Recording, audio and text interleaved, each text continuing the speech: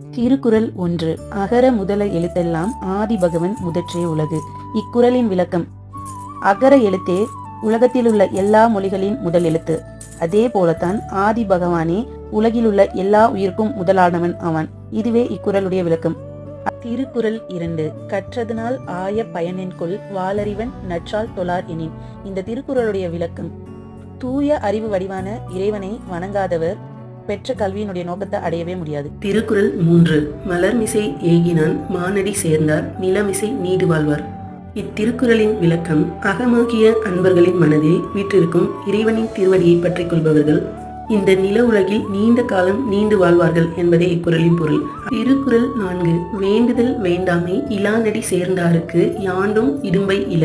இந்த திருக்குறளின் விளக்கம்: எதிலும் விருப்பு வெறுப்பு இல்லாத சமநிலை கொண்ட இறைவனின் திருவடிகளை வணங்குவோருக்கு இந்த உலகத்தில் எந்த துன்பமும் வராது என்பதே பொருளாகும். திருக்குறள் 5. இருள் சேர் இருவினையும் சேரா இறைவன் பொருள் சேர் புகழ் புரிந்தார் மாட்டு. இக்குறளின் விளக்கம்: கடவுளின் உண்மை புகழை விரும்பி அன்பு செலுத்துபவரிடம் அறியாமையால் விளையும் தீவினை நல்வினை ஆகிய இரண்டும் ஒன்று சேராது. திருக்குறள் 6. பொறிவாயில் ஐந்தவித்தான் பொய்த்தீர் ஒழுக்க நெறி நின்றார் நீடு வாழ்வார்.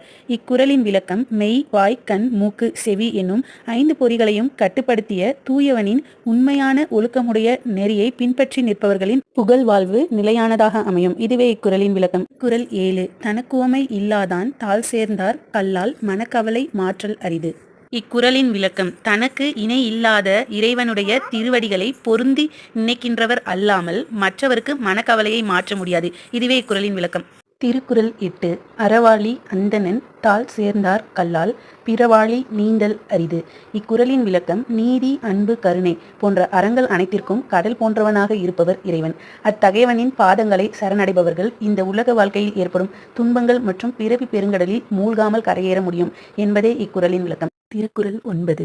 கோலில் பொறியின் குணமிலவே என் குணத்தான் தாளை வணங்காத்தலை. இக்குறளின் விளக்கம்: உடல் கண் காது மூக்கு வாய் என்னும் 5 பொறிகள் இருந்தும் அவைகள் இயங்காவிட்டால் என்ன நிலையோ அதே நிலைதான் ஈடற்ற ஆற்றலும் பண்பும் கொண்டவனை வணங்கி நடக்காதவனின் நிலையாகும். இதுவே இக்குறளின் விளக்கம். திருக்குறள் 10. பிறவி பெருங்கடல் நீந்துவர் நீந்தார் இறைவனடி சேராதார். இக்குறளின் விளக்கம்: வாழ்க்கை என்னும் பெருங்கடலை கடக்க முனைவோர் கடவுளின் திருவடிகளை அடித்தொடர்ந்து நடக்காவிட்டால் பிறவிக் கடலை நீந்த முடியாமல் தவிப்பர் என்பதே ஆகும்.